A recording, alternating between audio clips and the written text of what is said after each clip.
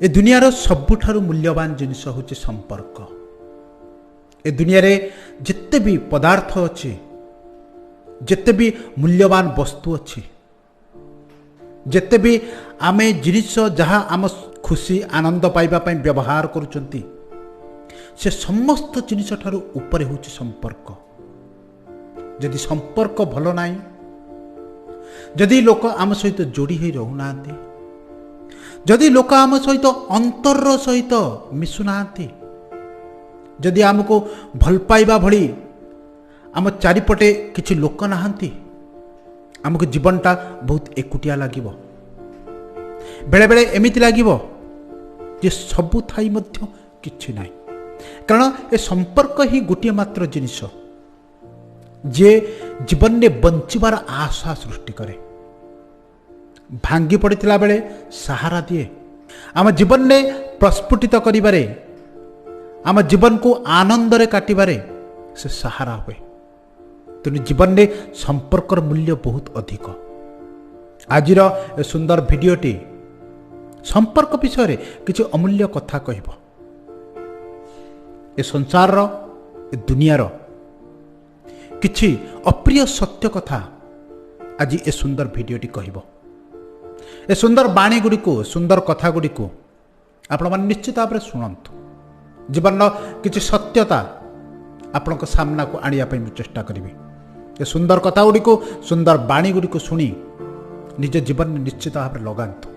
संपर्क मजबूत हम, आ जो संपर्क दुर्बल थिबो से आपे आपे दूरे जीव। जीवन में खुशी रे रहिबा पई बहुत लोकंकर आवश्यकता नाही। जीवन में खुशी रे रहिबा पई बहुत लोकंकर आवश्यकता नाही। मात्र अल्प किछि लोक जे कि अंतर सहित जोड़ी होइथिबे, जे कि कौन से गोटे आमे खाली स्थान रे बसी जेतेबे चिंता करिबा प्रकृत रे मोर निजर बोली किए, सेतेबेले आपण माने जानि परिबे प्रकृत रे आम जीवन में केते जन लोक अछंती जे आमर प्रकृतर निजर। सेही किछि लोकन को नहीं ए जीवन काटिबा, सेही किछि लोकन सहित सब बेले संपर्क जोड़िबा। केबे भी भूल भी से लोकन सहित एमिति किछि व्यवहार, एमिति किछि शब्द, एमिति किछि बाणी कहिबा नाही जो मानक पई आम जीवन आज सुंदर होई गड़ी उठिछि, जो मानक पई आमे आज ए जीवन को आनंद रे काटुचंती। ए दुनिया रे सब बेले मन रखिबे, आलोचना समालोचना करुवा लोक बहुत अधिक आपन को मिलिबे, आ कथा कहउतबा लोक मध्य बहुत अधिक मिलिबे। किंतु प्रकृत रे भल पाइबा लोक आपन जदि खोजी बसंती, आपन को जीवन में बहुत कम लोक मिलिबे। तेणु से लोकंक सहित सब बेले संपर्क जोड़ी रखंतु, सेमानको केबे भी कष्ट दियंतु नाही। कारण प्रकृत बंधु तो से, प्रकृत लोक तो से जे असुविधा रे ठिया हुए। ए दुनियार तो अधिकांश लोक केवल स्वार्थर साथी, जेतेबेले असुविधा आसे सेतेबेले समस्त दूरे जाती। गोटे सुंदर कथा अछि, जदि लोक को चिन्हिबार अछि, जदि लोक को चिन्हिबार अछि, खाली एति कहतु मो असुविधार अछि, सेतेबेले तार चरित्र आपे आपे बाहर को आसी जिवो। जदि प्रकृतर आपण को भल पाउतबो, प्रकृत आपणकर बंधु होइतिबो, प्रकृत सहित अंतर सहित जोड़ी होइतिबो, से व्यक्ति जनक रहिबो, नहेले से रास्ता भांगी आगु को चली जिवो। संपर्क जहाँ सहित आपण रखिचंती, जो लोक सहित आपण बांधी होइचंती, जदि आपण को प्रत्येक थर प्रत्येक क्षेत्र रे मो ठीक बोली प्रमाण करने को पड़ुची, सफाई देवा को पड़ुची, तेबे एक कथा सुनिश्चित जे आपणकर संपर्क सुदृढ़ नुह। आपणकर संपर्क अंतर सहित जोड़ी होइनी। आपणकर संपर्क बहुत दुर्बल अवस्था रे अछि, ये केबे ना केबे भुसुड़ी पड़िबो। निजको सब बेले मो ठीक बोली प्रमाणित करंतु नाही। केते थर प्रमाणित करिवे हाँ मु ठीक बोली। किछि व्यक्ति अछंती आपण ठीक थांतु कि भूल थांतु, सेमान दोषारोप करिवे ही करिवे। ଆପଣ ସେମାନଙ୍କୁ କେତେ ବୁଝେଇବେ, କେତେ ସଫେଇ ଦେବେ? ଏମିତି ଏକ ସମୟ ଆସିବ ଆପଣ ସମ୍ପୂର୍ଣ୍ଣ ରୂପେ ଥକିଯିବେ।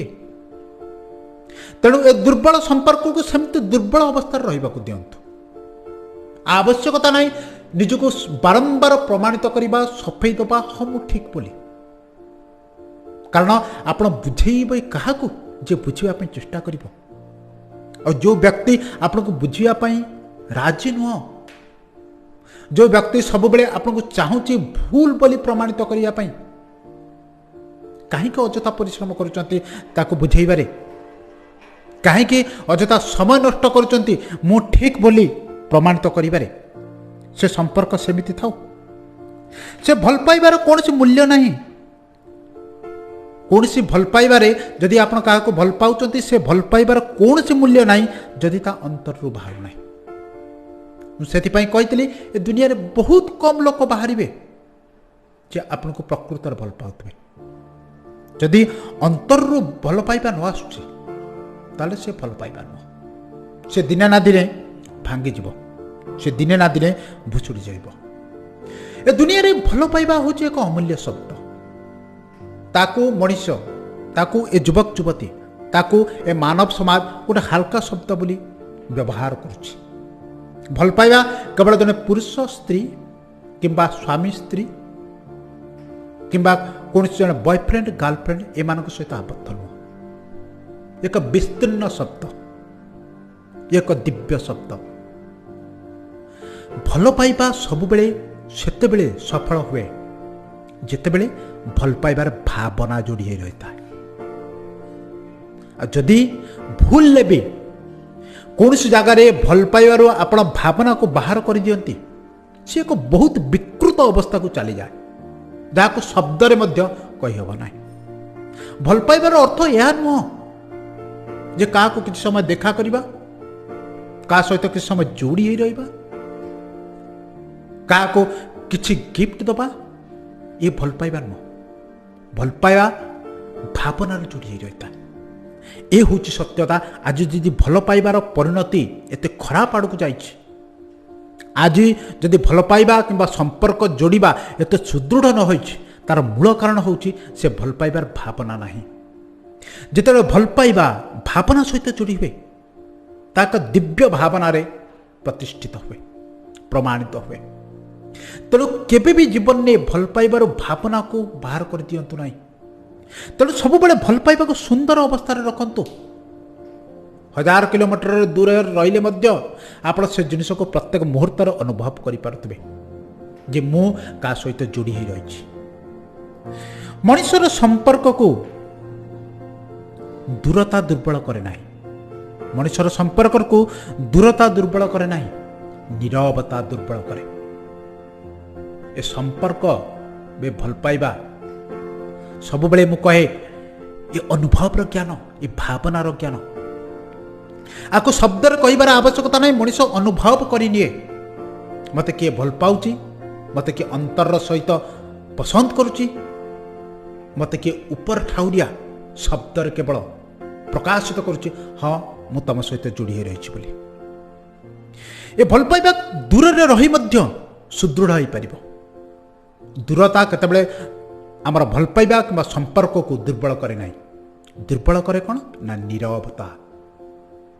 ଯେତେବେଳେ ଆପଣ ଦେଖିଲେ କୌଣସି ବ୍ୟକ୍ତି ନୀରବ ରହୁଛି, ଆପଣଙ୍କ ସହିତ ବେଶୀ ଶବ୍ଦାଳାପ କରିବା ପାଇଁ ପସନ୍ଦ ନ କରୁଛି, ଆପଣ ଜାଣିପାରିବେ ଯେ ତା ସହିତ ସମ୍ପର୍କ ସୁଦୃଢ଼ ଅବସ୍ଥାରେ ନାହିଁ ବୋଲି।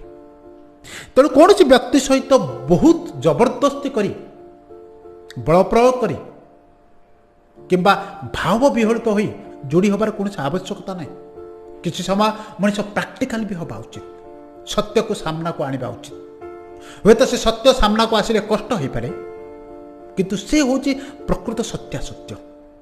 ସତ୍ୟ ଜିନିଷ ସବୁବେଳେ ମଣିଷକୁ କଷ୍ଟ ଦିଏ, କିନ୍ତୁ ସତ୍ୟକୁ ସାମ୍ନା କରିବା ହିଁ ଶ୍ରେୟସ୍କର। ଏ ଦୁନିଆରେ ସବୁଠାରୁ ବଡ଼ କଷ୍ଟ କାର୍ଯ୍ୟ ହେଉଛି ଲୋକଙ୍କୁ ଚିହ୍ନିବା। ସବୁବେଳେ ମନେ ରଖିବେ, ଏ ଦୁନିଆରେ ସବୁଠାରୁ ବଡ଼ କଷ୍ଟ କାର୍ଯ୍ୟ ହେଉଛି ମଣିଷକୁ ଚିହ୍ନିବା।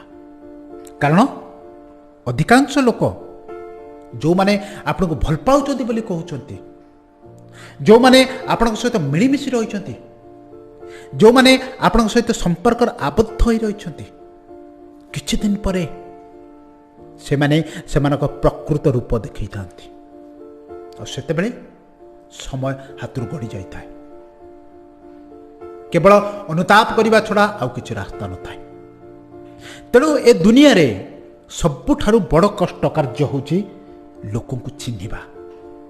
ତେଣୁ କାହାର ସହିତ ସମ୍ପର୍କ ଯୋଡ଼ିବା ପୂର୍ବରୁ, କାହା ସହିତ କୌଣସି ସମ୍ପର୍କରେ ଆବଦ୍ଧ ହେବା ପୂର୍ବରୁ ଯଥାସମ୍ଭବ ଚେଷ୍ଟା କରନ୍ତୁ ତାକୁ ଭଲ ଭାବରେ ବୁଝିବା ପାଇଁ, ଜାଣିବା ପାଇଁ। ସମୟ ଗଡ଼ିଗଲା ପରେ ସମ୍ପର୍କରୁ ବାହାରି ଆସିବା ବହୁତ କଷ୍ଟକର ଥାଏ। ଏ ଦୁନିଆରେ ଯଦି ଏମିତି ମଣିଷ ମିଳୁଛି ତାକୁ କେବେ ବି ହାତ ଛଡ଼ା କରନ୍ତୁ ନାହିଁ। ଦୁନିଆରେ ଯଦି ଏମିତି ମଣିଷ ମିଳୁଛି ତାକୁ କେବେ ବି ହାତ ଛଡ଼ା କରନ୍ତୁ ନାହିଁ, ଯିଏ କହେ ଶୁଣ ମୋର କିଛି ଆବଶ୍ୟକତା ନାହିଁ, ତୁମେ ମୋ ଖରାପ ସମୟରେ ମୋ ପାଖରେ ଥିବ ଆଉ ମୁଁ ତୁମର ଖରାପ ସମୟ ବେଳେ ସବୁବେଳେ ତୁମ ସାଥିରେ ଥିବି। ଏ ଦୁନିଆରେ ଯେତେ ବି ପଦାର୍ଥ, ଯେତେ ବି ଅର୍ଥ, ଏ ସମସ୍ତ ଜିନିଷ କେଉଁଥିପାଇଁ ଆବଶ୍ୟକ ମଣିଷର, ଆପଣମାନେ ସମସ୍ତେ ଜାଣିଛନ୍ତି। ସେ ସମସ୍ତ ଜିନିଷ କେଉଁଥିପାଇଁ ଆବଶ୍ୟକ ନା ଖୁସିରେ ରହିବା ପାଇଁ, ଆନନ୍ଦରେ ରହିବା ପାଇଁ, ସମ୍ପର୍କକୁ ମଜବୁତ କରିବା ପାଇଁ। ସେ ଗୋଟେ ମାଧ୍ୟମ ଆପଣ ସମ୍ପର୍କକୁ ସୁଦୃଢ଼ କରିବା ପାଇଁ। କିନ୍ତୁ ସେ ସମସ୍ତ ପଦାର୍ଥ ଦ୍ୱାରା ଆପଣ ସମ୍ପର୍କକୁ କିଣିପାରିବେ ନାହିଁ, ମଜବୁତ କରିପାରିବେ ନାହିଁ। ଯଦି ଆପଣ ଏ ସମସ୍ତ ଅର୍ଥ, କୌଣସି ଉପହାର, ଏ ସମସ୍ତ ଜିନିଷକୁ ପ୍ରୟୋଗ କରି ସମ୍ପର୍କ ସୃଷ୍ଟି କରୁଛନ୍ତି, ତେବେ ଆପଣ ନିଶ୍ଚିତ ରୁହନ୍ତୁ ଏ ସମ୍ପର୍କ କେବଳ ଉପର ଠାଉରିଆ ସମ୍ପର୍କ, ଆର ମୂଳଧୁଆ ମଜବୁତ ନାହିଁ। କାରଣ ଆ ଦେହରେ ଭାବନା ଯୋଡ଼ି ହେଇନି। ଯେଉଁ ଜାଗାରେ ଭାବନା ଯୋଡ଼ି ହେଇ ରହିଥାଏ ସେଠି କୌଣସି ପଦାର୍ଥର ଆବଶ୍ୟକତା ନଥାଏ, କେବଳ ଏତିକି ଆବଶ୍ୟକତା ଥାଏ ତାର ଅସୁବିଧାରେ ମୁଁ ଠିଆ ହେବି। ମୁଁ ଯେତେବେଳେ ଭାଙ୍ଗି ପଡ଼ିଥିବି ସେତେବେଳେ ମୋର ସାଥୀ ମୋ ପାଖରେ ଠିଆ ହେବ। ଆଉ ସେ ଯେଉଁ ଅବସ୍ଥା, ସେ ଯେଉଁ ଭାବନା, ସେ ଯେଉଁ ଅନୁଭବ ମଣିଷକୁ ଏତେ ଖୁସି ଦିଏ, ଏତେ ଆନନ୍ଦ ଦିଏ, ଏତେ ସୁଖ ଦିଏ, ଏତେ ଶାନ୍ତି ଦିଏ, ଯାହାଦ୍ୱାରା କି ଜଣେ ଜଣଙ୍କ ପାଇଁ ମରିବା ପାଇଁ ମଧ୍ୟ ପ୍ରସ୍ତୁତ ହୁଅନ୍ତି। ସେ ହେଉଛି ପ୍ରକୃତ ଭଲ ପାଇବା। ଭଲ ପାଇବା, ଖୁସିରେ ରହିବା, ଆନନ୍ଦରେ ରହିବା, ଏ ଏମିତି ଏକ ହୀରା ଯାହାକୁ ଆପଣମାନେ ବିନା ମୂଲ୍ୟରେ କିଣିପାରିବେ। ଭାବନା, ଭଲ ପାଇବା, ସମ୍ପର୍କ ଯୋଡ଼ିବା, ଏମିତି ଏକ ହୀରା ଯାହାକୁ ଆପଣ ବିନା ମୂଲ୍ୟରେ କିଣିପାରିବେ। ଆଉ କିଣି ଆପଣ ଯେତେବେଳେ ତାକୁ ପିନ୍ଧିବେ ଆପଣ ବହୁତ ସୁନ୍ଦର ଦିଶିବେ। ଆଉ ଆପଣ ଯେଉଁ ସ୍ଥାନରେ ଠିଆ ହେବେ ଆପଣ ବି ସୁନ୍ଦର ଦିଶିବେ, ଆପଣଙ୍କ ସହିତ ଯିଏ ଯୋଡ଼ି ହେବେ ସେମାନେ ମଧ୍ୟ ସୁନ୍ଦର ଦିଶିବେ। କିନ୍ତୁ ଖାଲି ଫରକ ହେଉଛି ଆମେ ଜାଣିପାରିବା ଦରକାର ଯେ ଆମ ପାଖରେ ଏ ସୁନ୍ଦର ହୀରା ଅଛି ବୋଲି। କେବଳ ଆବଶ୍ୟକତା ଅଛି ଜାଣିବାର, ଯେ ଆମ ପାଖରେ ଗୋଟେ ସୁନ୍ଦର ମନ ଅଛି, ଆମ ପାଖରେ ଗୋଟେ ସୁନ୍ଦର ହୃଦୟ ଅଛି। ଖାଲି ତା ଦେହରେ କିଛି ଭାବନା ଯୋଡ଼ିବାର ଅଛି, ତାକୁ ଟିକେ ସୁନ୍ଦର କରିବାର ଅଛି। ଆମେ ଯଦି ଲୋକଙ୍କୁ ଭଲ ପାଇବା, ଆନ୍ତରିକତା ସହିତ କାହାକୁ ଚାହିଁବା, ସୁନ୍ଦର ମନୋଭାବର ସହିତ କାହା ସହିତ ସମ୍ପର୍କ ଯୋଡ଼ିବା, ଆମେ ସବୁବେଳେ ଖୁସିରେ ରହିବା। ଆଉ ଆମ ଦ୍ୱାରା ଯେଉଁ ଲୋକ ଯୋଡ଼ି ହେବେ, ଯେଉଁ ଲୋକ ସଂସ୍ପର୍ଶରେ ଆସିବେ, ସେମାନେ ମଧ୍ୟ ବହୁତ ଖୁସିରେ ରହିବେ। ତେଣୁ ମୁଁ ସୁଦର୍ଶନ ମିଶ୍ର ସବୁବେଳେ ଚେଷ୍ଟା କରୁଛି ଏ ଅମୂଲ୍ୟ ହୀରାଟି ଯାହା ଆପଣଙ୍କ ପାଖରେ ଲୁଚି ରହିଛି ତାକୁ ଆପଣଙ୍କ ସାମ୍ନାକୁ ଆଣିବା ପାଇଁ।